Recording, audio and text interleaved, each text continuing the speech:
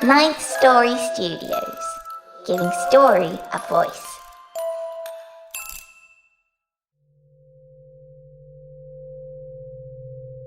My name is Erica Sanderson, and this is The Wicked Library.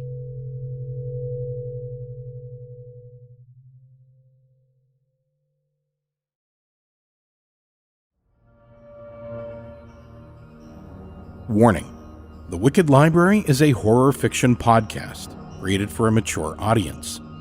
Our stories contain graphic descriptions of pain, murder, violence, blood, betrayal, and inhumanity. Monsters win, people die, and hope is often shattered. There is also beauty, heart, catharsis, and raw emotion. Fear may be deeply personal, but we all share it.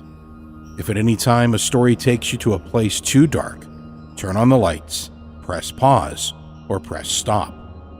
And always remember that, unlike in the real world, these nightmares and your participation in them are under your control.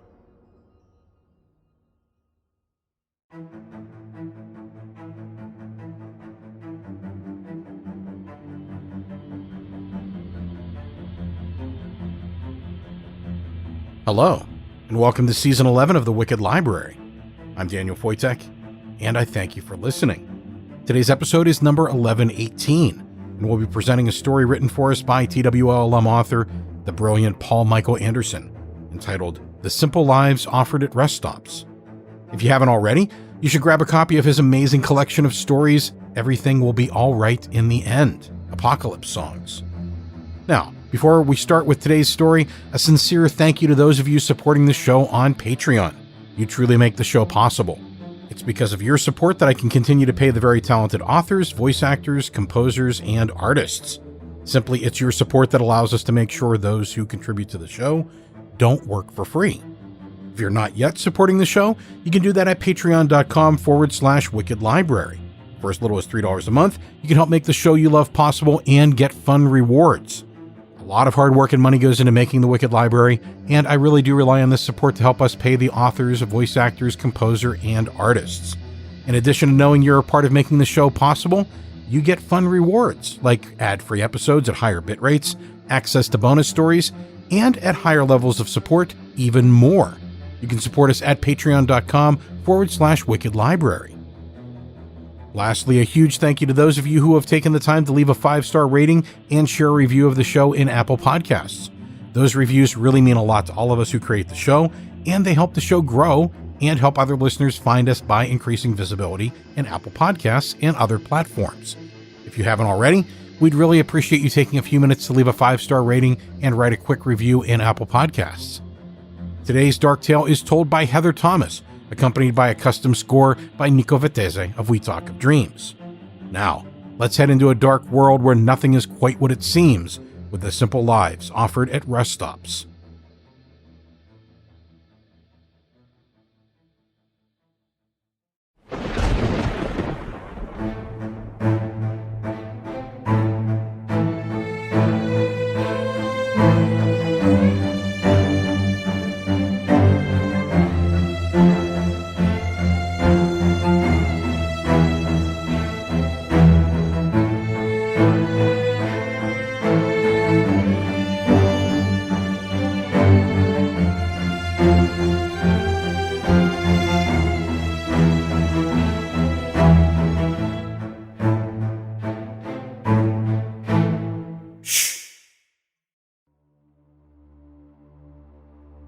The Simple Lives Offered at Rest Stops by Paul Michael Anderson.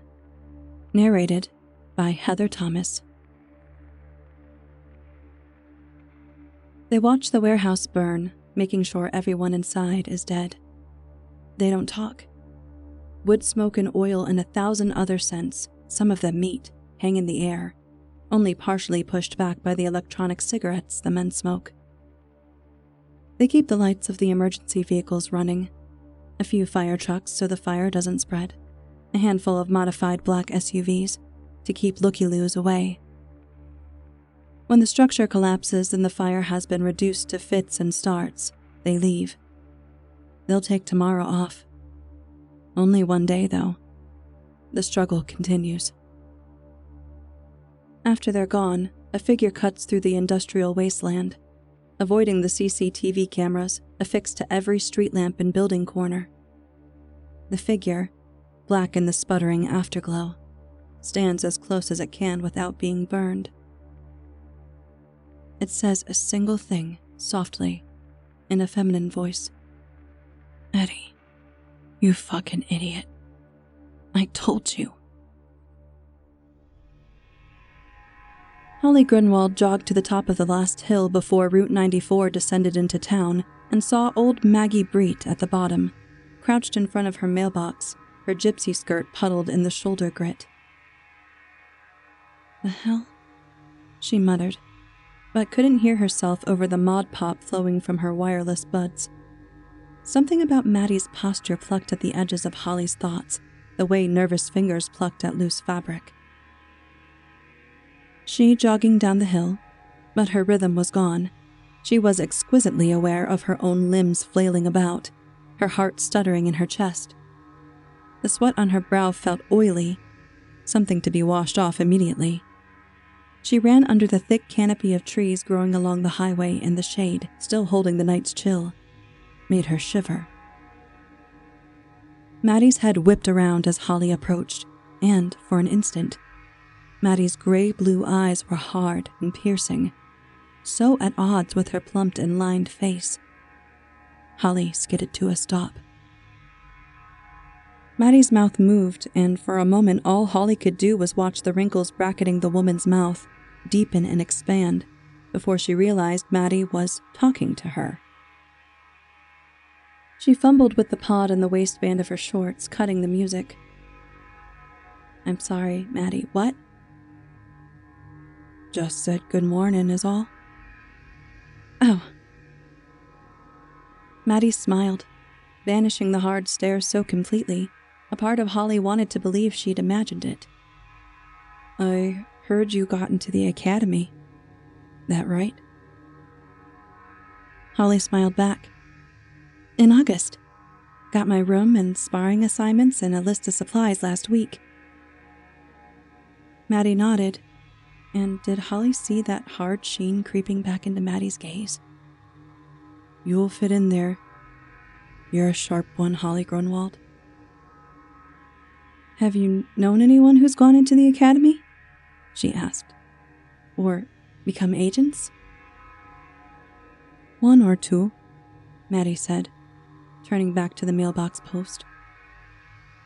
"Former students," she added, almost as an afterthought. Holly leaned in to look at the post. About 6 inches up from the base, someone had gouged out a rough, lopsided circle.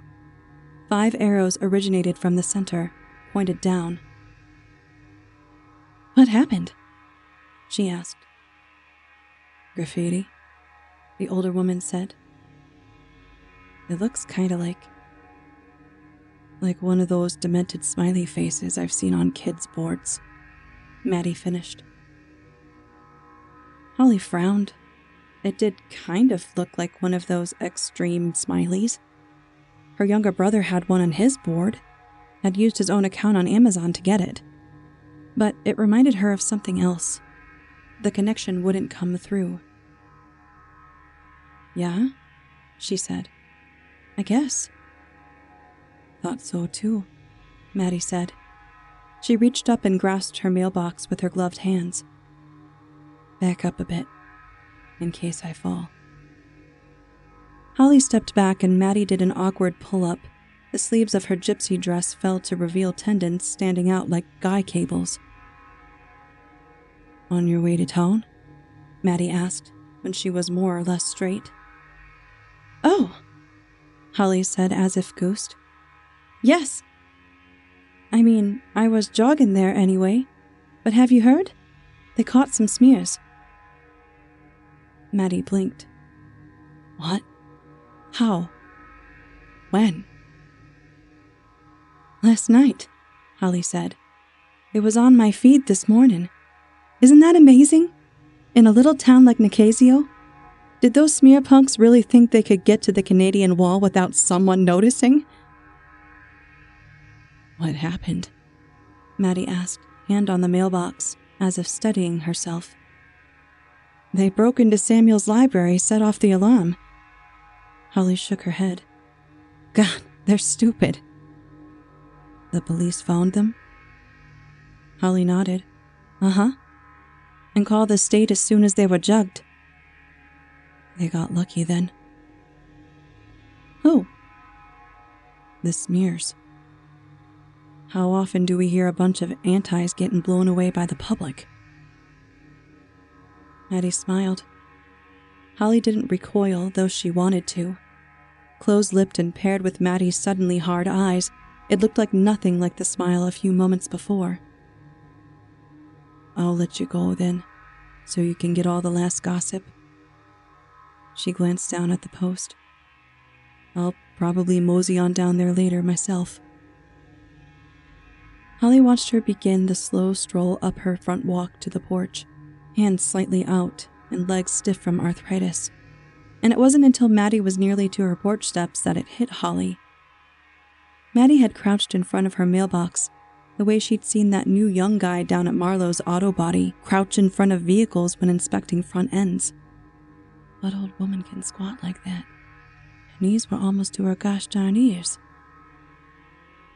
But watching the old woman toddle along now, she also thought, every old person has good moments, then pay for it later. Like Maddie's doing now, by the looks. Still, something about that didn't rest comfortably in her head. She glanced down at the graffiti, the smiley that looked like something else, then put the buds back in her ears, pressed play on her pod, and started jogging towards town again. But she kept glancing back at Maddie's house, as if expecting to see Maddie watching with that closed smile and hard eyes. It was only when she went around the next curve, cutting the house from view, that she felt the lightning in her chest. The woman waited at her porch steps until the sound of Holly's jogging faded, then turned and walked back towards the mailbox with an easier gait than Holly had seen. She glanced down the road in the direction Holly had gone. Holly Grunwald, latest acquisition of the Academy. Holly Grunwald, who used to squeal when given first pixies off the trick-or-treat tray during Halloween, or yawned loudly when the book chosen for little tyke tale-telling at Samuel's wasn't to her liking. Holly Grunwald, who wanted to become, of course, an agent. You'll make a delightful little fascist, the woman who called herself Maddie Breet muttered. Her eyes dropped to the mailbox post and its little tag, a circle and 5 arrows pointing down. 5 points on the compass, she said, and they all point south. She paused. Fuck. She glanced at the sky but couldn't see any surveillance drones, not from this angle and not this low. Besides, if there were any, and this close to the wall, common sense said there were. What would it pick up?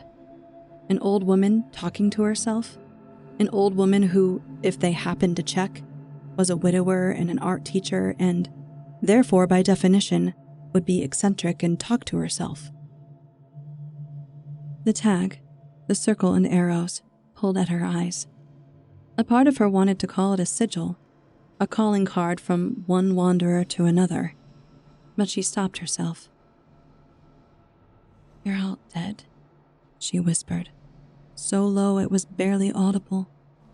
The prosthetics on her face, plumping it up, aging it, itched suddenly. I watched you burn. The tag told her otherwise, but it couldn't be actual, authentic smears. The tag called her a liar. The tag's existence, the tag's placement on her goddamn mailbox, mocked her. She looked at the forest across the highway. There were no roads through it. Not only had she chosen a town without easy access over the wall, but she'd chosen one off any physical or mental map an anti would know. And she'd hiked those woods for years. But I've been out of the game so long, she breathed. I wouldn't even know the rules now, would I? She turned back to the house. Bad enough there were smears in Nicasio. Bad enough they'd tagged her house. But Holly Grunwald had seen the sigil on Maddie Breed's property. And had seen something on Maddie's face that had made her recoil. Did you see them when you came into town this morning? Arnie Cunningham asked, accepting her chip card. The agents, I mean. You saw the whole thing on your feed this morning, right? Maddie cut her eyes away from the hardware store's display windows, looking out across the parking lot and First Street beyond, and back up to Arnie behind the counter. I keep it tuned to the nature feed usually, but I saw Holly Grunwald this morning. She filled me in. Arnie turned toward the old-fashioned cash register and the moderately more modern chip modem it was hooked to.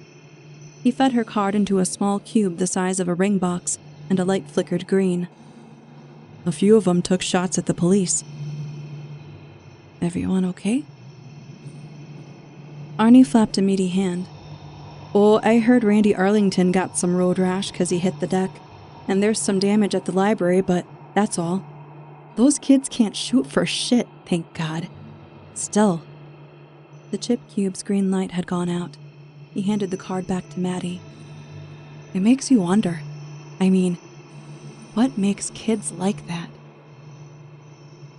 She glanced outside again. David, Arnie's grandson, pushed a cart full of gravel bags and 4x4s to her Subaru. Why the agents still around if they got him? Arnie shrugged, leaning on the counter. Probably trying to see if there's anyone they hadn't caught. They scattered like the wind when the cops showed. Took off into the woods behind Russie Jeffries Elementary and got lost. Tell you the truth, Richie Bragg told me that when the cops found them, they were more than ready to go. All the killer knocked right out of them. He looked down at his hands and shook his head. Still, there shouldn't be any killer in them, right? I mean, those kids. Why are they so against everything we tried to do for them? They're always cold and hungry and angry. Why? This is a good life. They don't see it that way, apparently. Ah, hell, I get it. Kids rebel. Back when I was a teen, it felt like everything was on the table. Drinking and drugs and pugh. A quick glance at her. One-night stands. It was fun and rebellious. He leaned on the counter. But I grew up. It probably helps that 2 of those 3 things get you executed now, she thought. I grew up, Arnie repeated. She wondered if she was the first recipient of this speech. Probably not. And when the rev happened, everything was so clear. And the country, remembered what truly matters.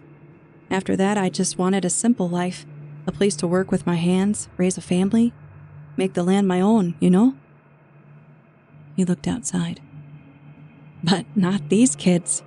Rebellion is shooting at the cops and terrorizing folks and going against the law in ways people like you and me? He waved a hand between her and him. Never would have dreamed of. What must their parents think? Maybe they're dead? God forgive me. That might almost be better. They can all be like Holly Grunwald, she said. Thanks, Arnie. He raised a hand. Sure thing, Maddie. Don't overdo it today, okay? We're too old for too much work. When that's true, I'll be dead, she said, and stepped out into the morning air on his laughter. David waited beside her Subaru. You need help with this, Mrs. Breed? I'm sure Gramps wouldn't mind.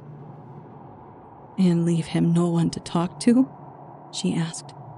Bite your tongue, David Cunningham. David grimaced but said nothing. He was a good boy. She fumbled her car fob out of her purse and was just raising it when the black SUV turned off Main and started down First. To her credit, she didn't freeze, didn't even hesitate enough for David, who'd also seen the SUV, to notice. "There they are," David muttered. "Holly's probably fangirling right now." She hit the button and the Subaru's locks chunked. David raised the hatchback and turned to the cart. When the SUV hit the turn signal and turned into the lot, she tried to feel surprise and couldn't. She dropped her fob back in her purse and thought, "Fucking Holly Grunwald." They pulled into the space one over from the Subaru and killed the engine.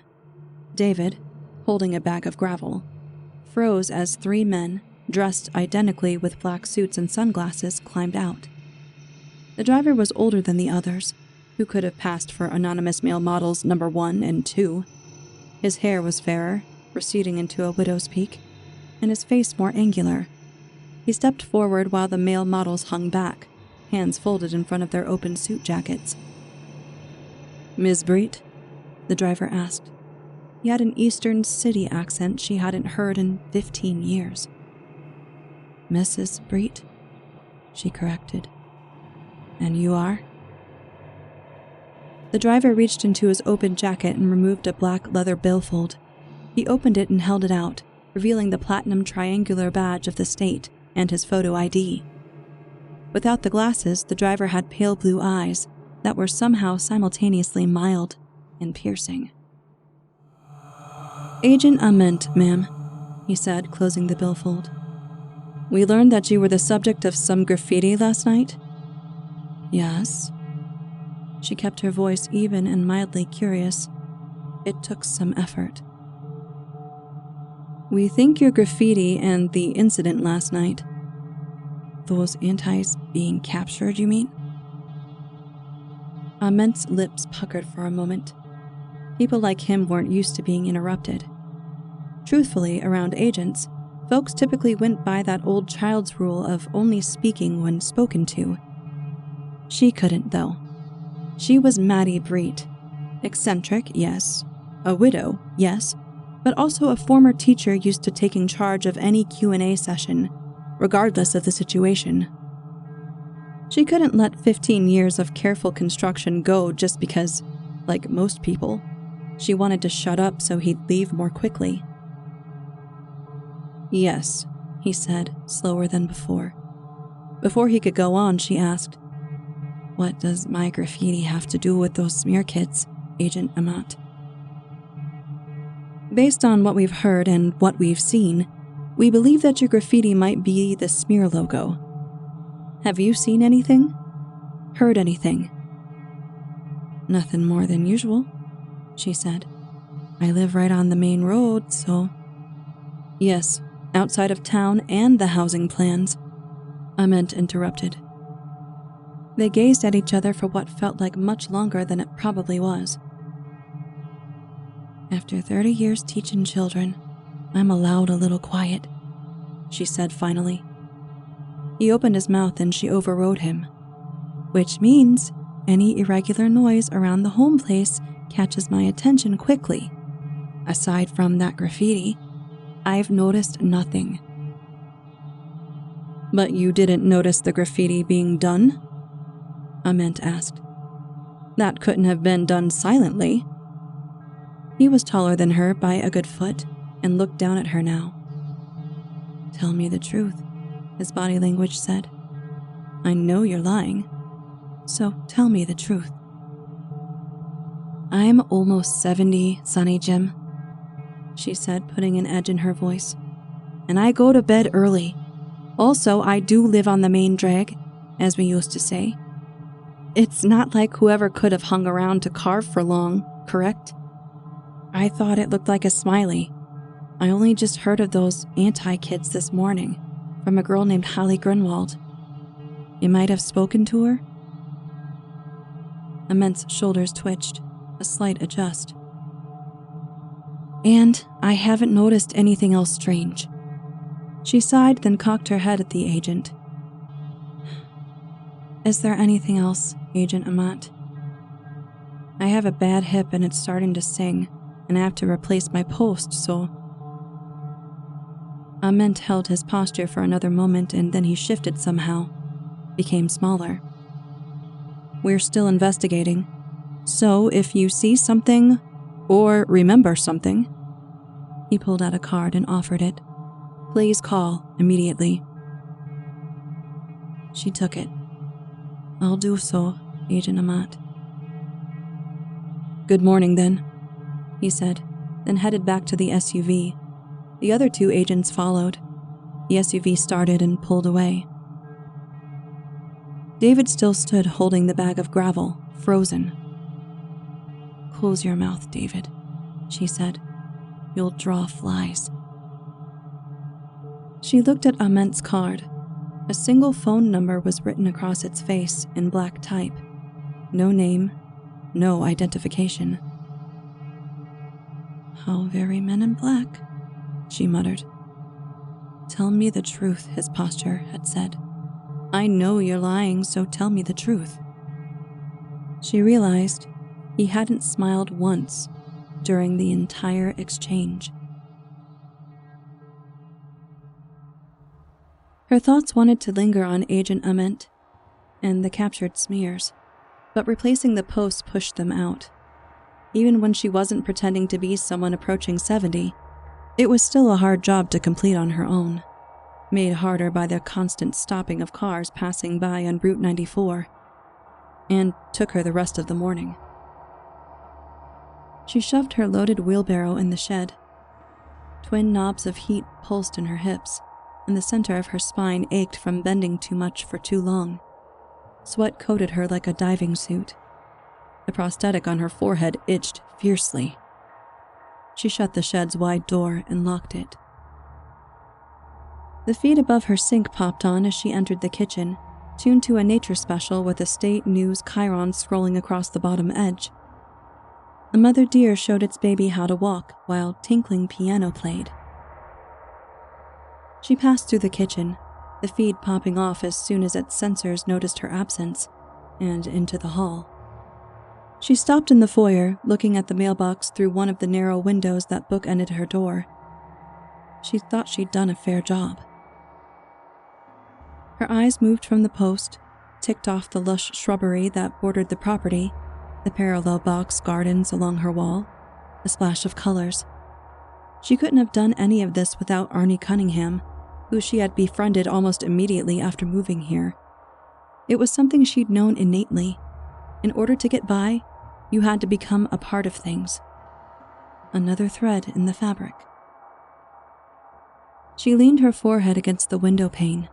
She could feel the glue of the prosthetics on her face, puffing her cheeks, changing the shape of her brow, changing who she really was.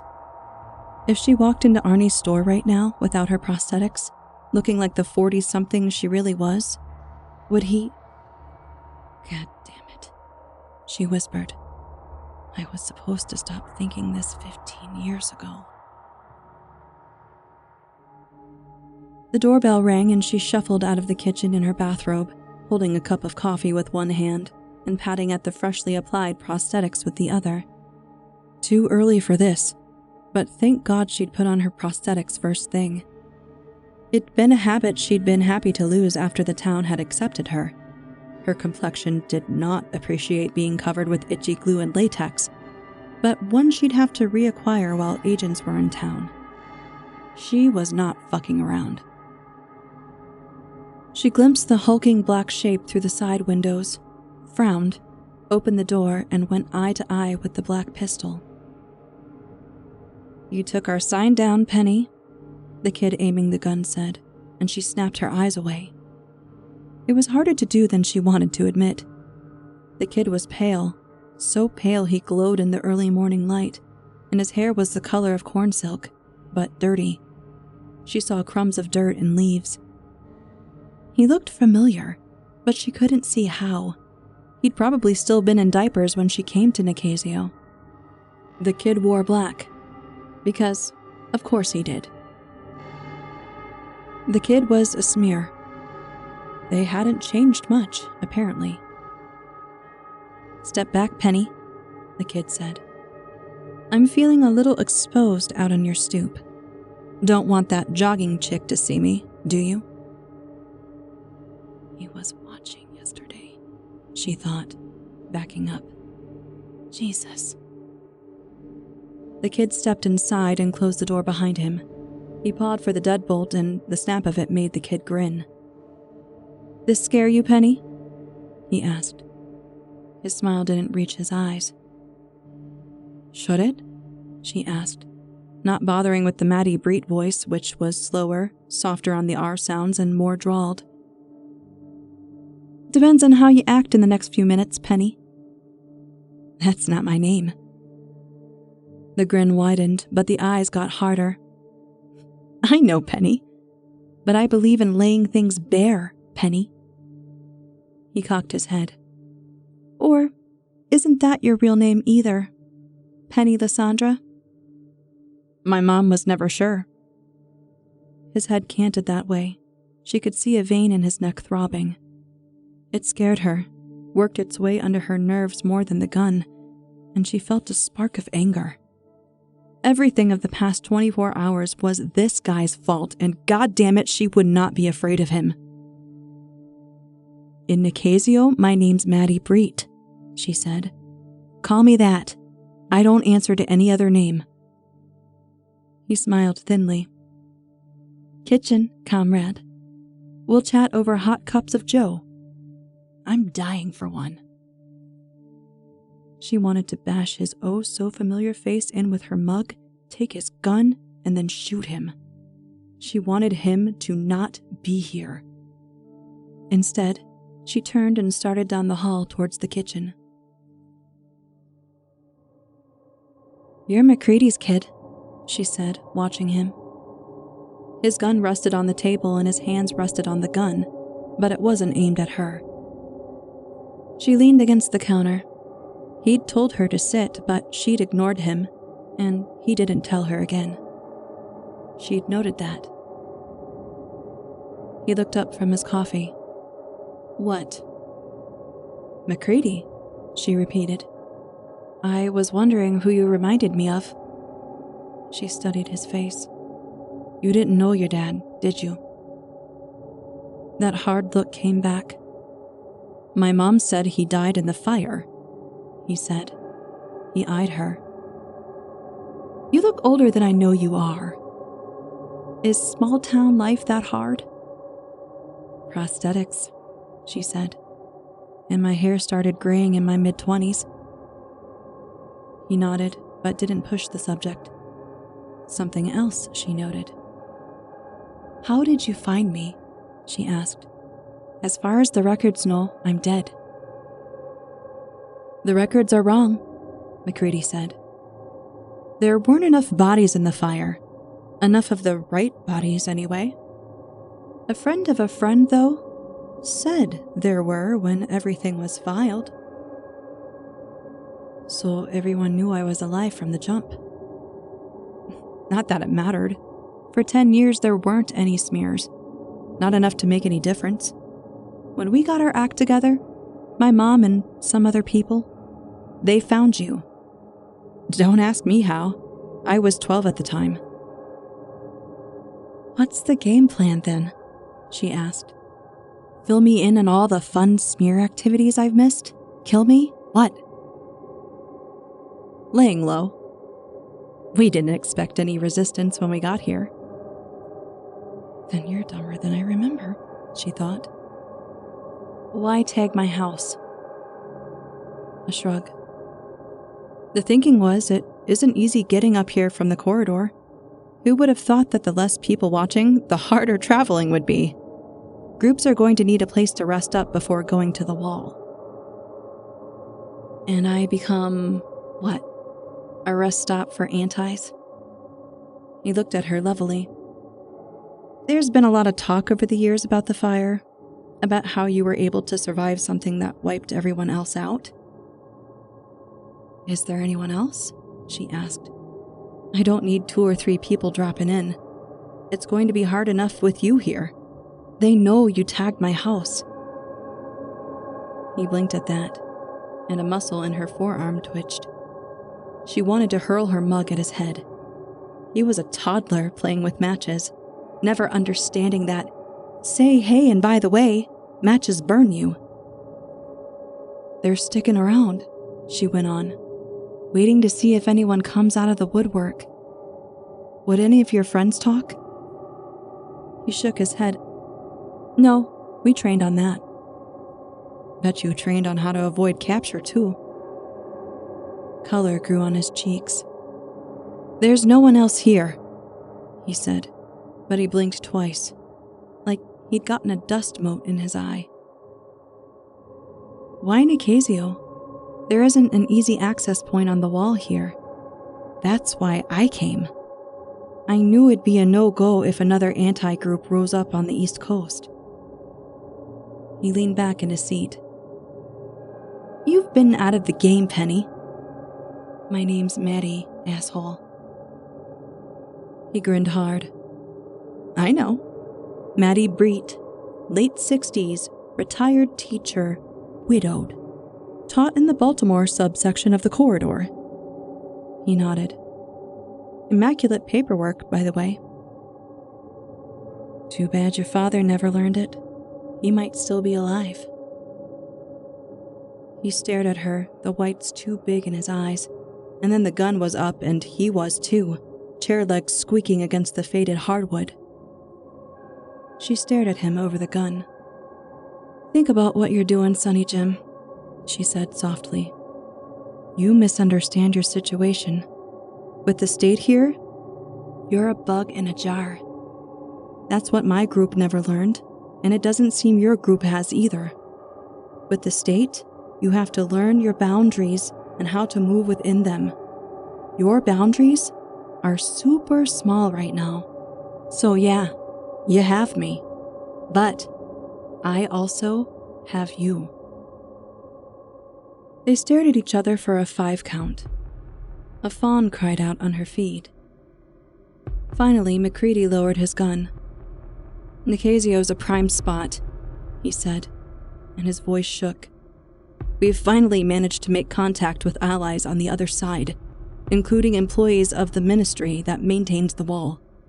The section behind Nicasio? He nodded over her shoulder. Due for maintenance next spring. But until then, there are massive gaps in razor wire and cameras. Weak mortaring and trees that need pruned. We can get over that. He shrugged his shoulders in a, well, there you have it move. And then it happens. We can get together finally with the other 4 anti-state groups. 5 points on the compass, and they all aim south. Point south. What? The saying goes, 5 points on the compass, and they all point south. It was something Eddie, the guy who founded the smears, came up with when we made our initial contacts with the group in the Midwest and West Coast. She sighed. Fine. You can lay low here, but you are not to be out in daylight. They've probably upped drone routes. You want to forget that the outdoors exists. I'll go about my daily life. He opened his mouth and she raised her eyebrows. This isn't a negotiation, Sonny Jim. This is a prefix. Rules of the road. You want to survive and go live your dumbass revolution? Give it a week. Keep your head down. And you'll get to Canada. Understand? He considered her. Did you renege, Maddie? How did you survive that fire? By knowing which way the wind blew, she said. I always had a backup plan. I believed in us, but I couldn't do much dead. You came here and gave up. I came here and stayed alive.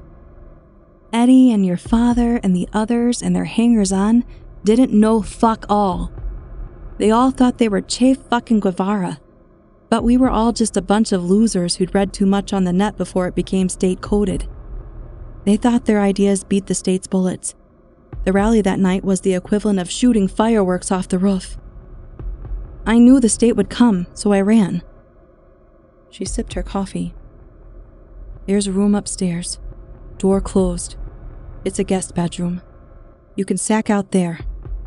Close the blinds." McCready opened his mouth, closed it, opened it again. She waited. Finally, he shook his head and walked back down the hall. When she heard his footfalls on the steps, the shakes took over. She managed to put her mug on the counter before she spilled it, then hugged herself. She closed her eyes, focusing on taking deep breaths. "You are dead," McCready's eyes had said. No mistake. Behind the resentment and exhaustion and the anger that she remembered from her own days as a smear.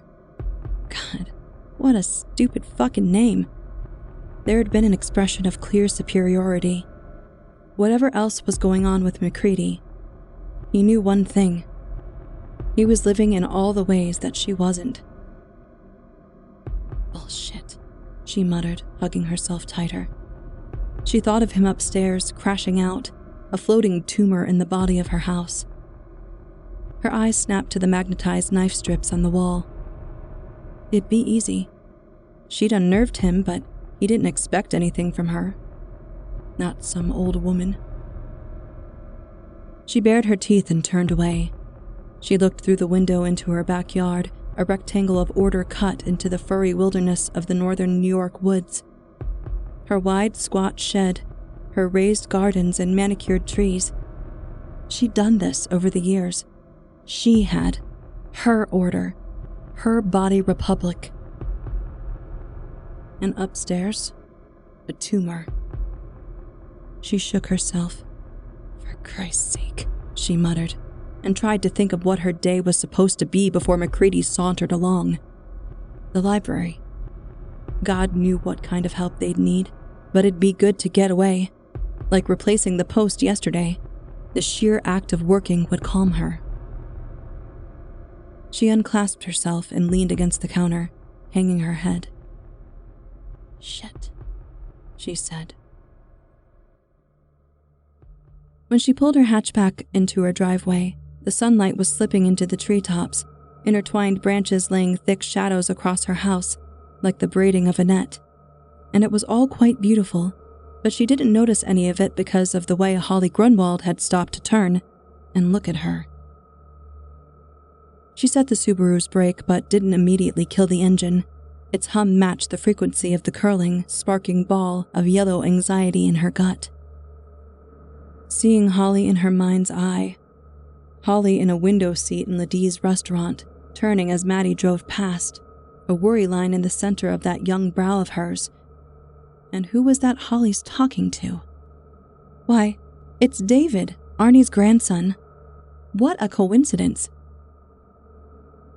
Not that it'd been any better at the library. The appraising looks amongst the librarians whenever she'd passed, the soft conversations between the other elderly volunteers when she was out of eyesight, but not earshot.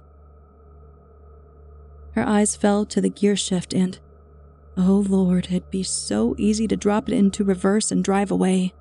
She'd done it before, and it wasn't like Maddie Breet was her only paper identity. Once her mother had shown her how, she'd spent her teen years stockpiling identities, like a squirrel stockpiling for winter. But the game had changed while she'd been gone. It was like turning down a well-known but ill-traveled road. Oh, I'm sorry, a road? Only to discover while you were away, construction and time had worn away all the old markers and landmarks, plopped down new destinations and exits. It was like opening an old map and finding only new routes printed on it. It was still the state versus the anti-state, that vague umbrella term for various groups, but different. The state had become Holly Grunwald, sharp and cruel and quick on the change-up, refined to the point of purity, of archetype. The anti-state had become McCready, soft and slow and stupid and comfortable, unable to adapt. She bared her teeth at her steering wheel, a keening, frustrated grunt escaping her. Something wooden clacked outside, like a thick branch snapping, but not quite, and her head snapped up. Huh?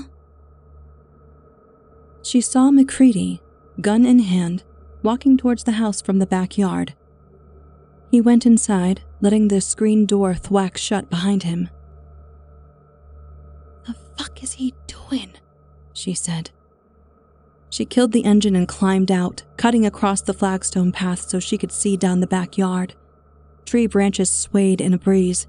The sun was the soft yellow gold of late afternoon. Nothing else. Not quite, though. Looking down the length of her yard, something was off. But it was too small, or too blatantly obvious for her to see. It tugged at the back of her mind like the name of an old song stuck in her head. Something she knew, but she couldn't recall. "Damn it," she muttered, and went up the wooden steps to the kitchen door. "What the fuck were you doing outside?" she demanded as she threw open the door. McCready stood at the sink, washing his hands, his gun on the counter next to him.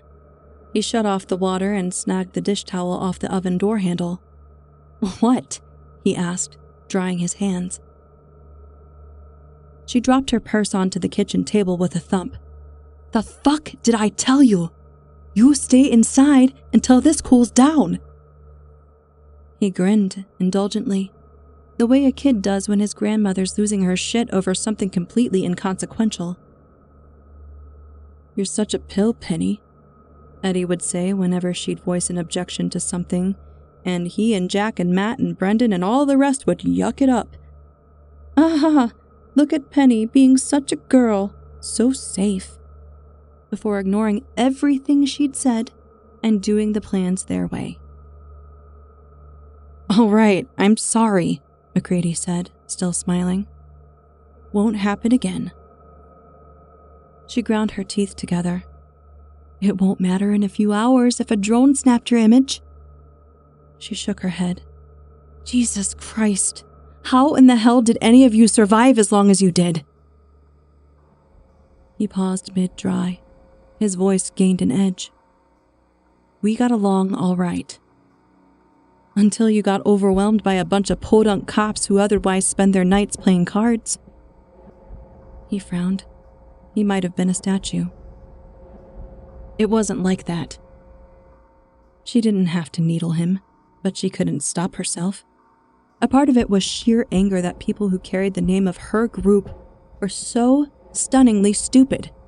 But an equally large part of it had to do with his default expression of dismissal, which she could still see the ghost of behind that sulking face of his.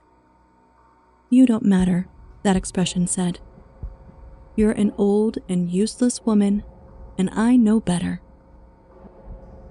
It was the same expression on Agent Ament's face, and Holly Grunwald's.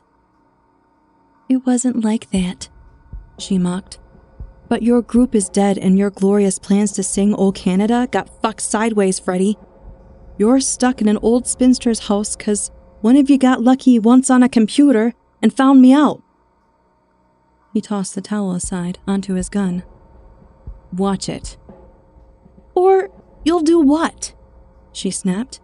"You have no power here. You're trapped, dipshit. I thought revolutionaries were supposed to be smart." "You wouldn't know," he said, "since you're not one." "I'm alive," she said, "which is something neither your friends nor my friends can say, can they?" "If you call this living, Maddie," he said softly, and left the room, his back straight, his arms swinging, a victor leaving the battlefield. When he took the steps, he didn't stomp up them. He didn't slam his bedroom door closed. She let out a breath and willed herself not to start shaking. Her pulse thrummed in her temples. Her eyes fell upon the gun he'd left behind. Because, of course, he had. "Fucking child," she whispered and picked it up, watching the dull black finish absorb the glow of the overhead light. She didn't know make or caliber, although it reminded her of Glocks, guns that had been antiques when she'd been a smear. She'd found the clip release and it shot out the bottom of the grip. She studied the gleaming brass rounds as if hypnotized, then slid it back home. hating how satisfying the metallic click was to her ears. She looked out the window. The sun had fallen behind the trees, fading the colors to soft grays. Her shed stood out like a fat ghost in the gloom. She blinked, leaning against the counter to get a closer look. What? The clack she'd heard. The difference she'd noticed but couldn't identify when she'd stepped into her backyard. Her shed was unlocked, the lock itself hanging from the hasp. She'd locked it yesterday. "You little prick," she hissed. She straightened, not thinking at all on the surface of her brain, but the engines deep down were running along quite nicely, thank you. She thought of the sigil and the state, Holly Grunwald's appraising expression, and Agent Ament's distrustful one. She thought of the 15 years she'd invested in Maddie Breet. She went to her purse, a part of her unnerved by how quickly she'd gotten used to carrying a pistol again, as if its weight was made for her hand. "We're still investigating," Ament had said, and his card was in the side pocket of her purse. In the end, it was almost anticlimactic. A call answered in the middle of the first ring and Ament's voice on the phone. She thought of the fire. She'd watched it all, far from the detection of the state, hidden in a dark corner, blind to CCTVs. Even with distance, she'd thought she could feel every pulse of heat, hear every collapsing bit of building onto whatever remained of her friends. It was the release of the tension she'd sensed building. Not catharsis, but an idea that the worst was now known, and had now happened. Now everything occurred right in front of her, but it felt distant, as if she watched from behind a feet-thick pane of glass. Even the sound seemed far away. The crushed box clump of agents galumphing into her house and up the stairs, the muffled thuds and crashes from the guest bedroom, and the soft way the overhead light in the kitchen flickered with each one, the truck on the highway thrum of shouting from McCready. She stood beside the stairs, arms crossed and hands cupping her elbows, and watched the blue emergency lights of the black SUVs turning silently outside, and tried to feel that closeness she'd felt nearly 2 decades ago, but couldn't. The tension hung like cigarette smoke. Finally, they came down the steps, 4 identical agents dragging McCready along. Agent Ament right behind them, hands in his pockets, his tie impeccable, but his thinning hair mussed. McCready shot her a look over his shoulder, blind with panic and incomprehension. A needle of disgust prodded her as he passed. Ament watched his colleagues lead McCready out, then turned to her. "Sorry about some of the things you heard up there," he said, glancing upwards. She rubbed her elbows. "It's all right." He looked at her steadily. "Did he say anything to you?" She shook her head. "No, he was just here when I came home from the library, moving around like he owned the place. Told me he had to hide out for a few days and to be quiet." "And he didn't pull a gun?" Ament asked. "Or a knife?" She shook her head again. "No, not that I saw." She made a point of peering at him closely. "Did you find one?" A glance out the door. "No." He turned back, frowning, and his mask slipped a bit. It took a greater sum of willpower than she wanted to admit not to recoil. His expression of professional empathy slipped, and she glimpsed the agent she'd met yesterday. Hard, disbelieving, efficient. His eyes gleamed. "Well, you don't have to worry about him now. Tomorrow morning, would you be willing to come down to the police station for a formal debriefing? For our records?" Her mind latched onto the way Ament had said him. "Of course. I can do it first thing." And we might have to come back here, he continued, meeting her eyes. Since we don't know how long he was on the property, we don't know if he stowed anything here. Right now, it was about getting him out. Whatever helps you, she said. Her mouth was numb. We'll leave you to rest then, he said. We can talk tomorrow and you can tell me all about this. His eyes did a rotation as if indicating the entire house before settling on her again. His thin lips quirked into a half smile, and maybe it might have been reassuring to others. Holly Grunwald popped immediately to mind, but not her. I know you're lying, his eyes and smile said. And you know, I know, you're going to tell me the truth. I would be happy to, Agent Amant, she said, and she didn't feel so distant and far away anymore. Oh no. He nodded and stepped outside. She watched the agents pile back into their SUVs and then pull silently away, shutting off their blue lights.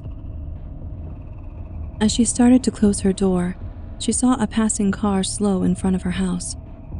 God knew what was being said in town, or on Holly Grunwald's feed. She shut the door, resisting the urge to slam it, bolt it. When she saw the blue lights move on, she turned and walked into the kitchen. She hip-checked her kitchen table, then pulled out the nearest chair and got down on her knees. She worked her calloused fingers into a niche between two boards and pulled. It lost its flush setting and she pried it up. McCready's gun rested between two metal pipes. Beneath that rested a chip card, wrapped and secured with a Ziploc baggie and rubber band. She pulled the pistol out first, then the chip card. The thumbnail photo on the card was a version of her, but the name wasn't. She sighed, a woman who was neither Maddie Breed nor Penny Lysandra anymore. Fuck, she muttered. Finally, she stood and made her way back to the stairs, taking them two at a time. Zach heard that muffled rattle of the lock leaving the hasp of the shed door, and his body stiffened. He wasn't expecting Rick back tonight. He heard the door swing open on its hinges below and risked a peek through a stack of old earthen pots, looked down the loft. The silhouette of a woman stood in the doorway, backlit by the lights of the house. He thought of the owner of the house, but that woman, even when she didn't have to put on a show for the locals, had moved like an old person. Hunched back, rounded shoulders, slow gait. Rick said she must be doing something with makeup to make herself appear older, but Zach wasn't sure. She might not be as old as she pretended, but she was still pretty fucking old. Hey, she stage whispered, and it sounded a little like the woman he and Brendan had been watching, but not as rough. I know you're here. It's safe, but not for long. Zach licked his lips, hated himself for doing it, did it again anyway. His body thrummed. They got your friend and they're gonna get us too, the woman went on. So stop fucking around. Zach sat up and wrapped his head hard against the pitch in the shed roof. He winced, crying out, but the woman didn't react. Rick would have yelled at him.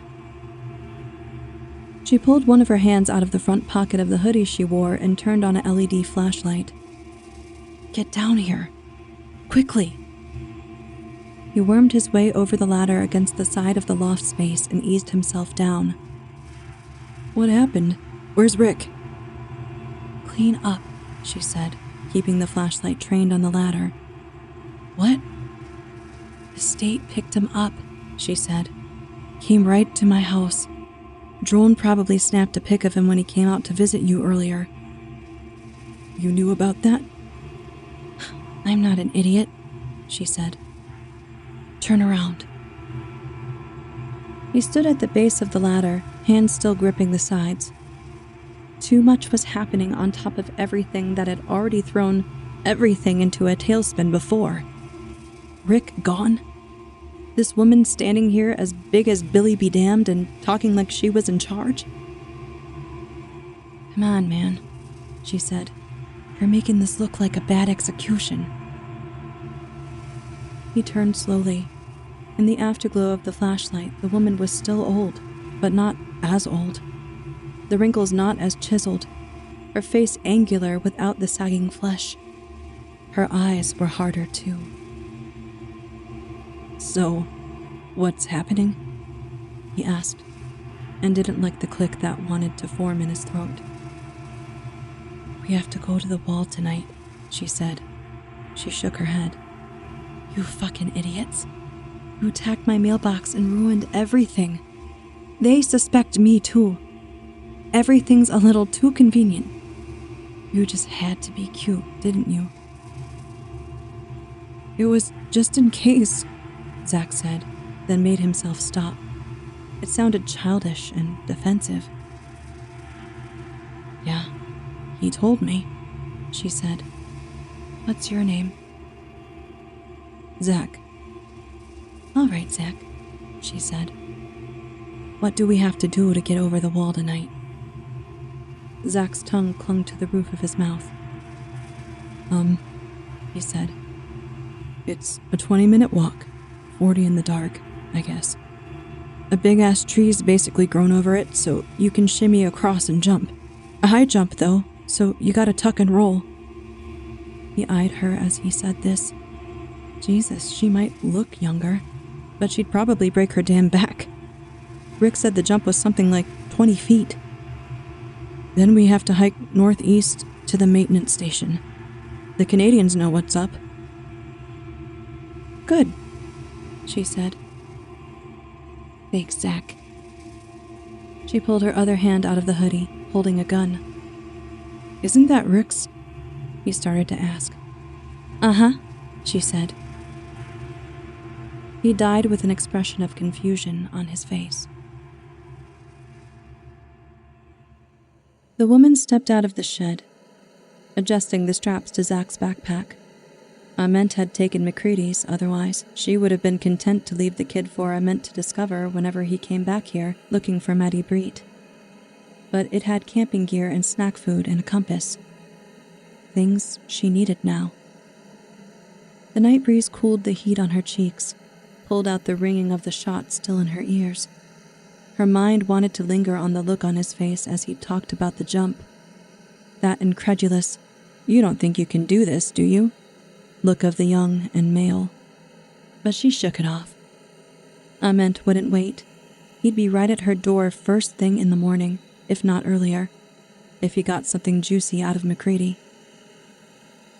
She looked back at her house, the lights inside still blazing, throwing warm yellow rectangles out onto the grass. McCready had called it a rest stop, and she guessed he was right. He'd just been wrong on who the rest stop was for, and for how long one could stay there. She studied her house, felt the wind, thought how glad she was it didn't smell like smoke, and made a memory of it. 5 points on the compass, she said. I'm finally doing it, Eddie. As an afterthought, she said, I never reneged. She turned away and hustled across the yard towards the tree line, pulling the flashlight out but keeping it off until she was under the cover of woods. She had to get to the next stop on the road.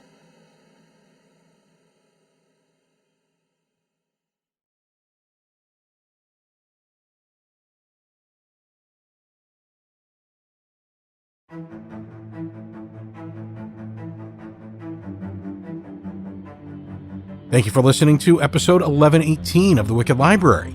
Today's author was Paul Michael Anderson with his dark tale, The Simple Lives Offered at Rest Stops. Today's story was told by Heather Thomas. I'm Daniel Foytik, and I've been your host today. If you'd like to find more of my work, you can check out ninthstory.com, victoriaslift.com, or follow me on Twitter at dfoytik. Our Season 11 lead editor and executive producer was Scarlett R. Algie. Our resident composer and executive producer is Nico Vettese of We Talk of Dreams. Artwork for today's episode was created by Jeanette Andromeda, our art director and executive producer. Our producer is Meg Williams.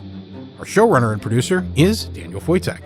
To find out more about all of today's contributors, please visit thewickedlibrary.com and check out their bio pages. If you'd like to help us continue to bring you our collection of dark tales, please consider supporting us on Patreon at patreon.com/wickedlibrary. You can also help us by leaving a 5-star rating and a short review in Apple Podcasts. These ratings and reviews help other listeners find the show, which helps us generate revenue to ensure no one contributing to our show works for free. The Wicked Library is created by Ninth Story Studios, LLC. All rights reserved.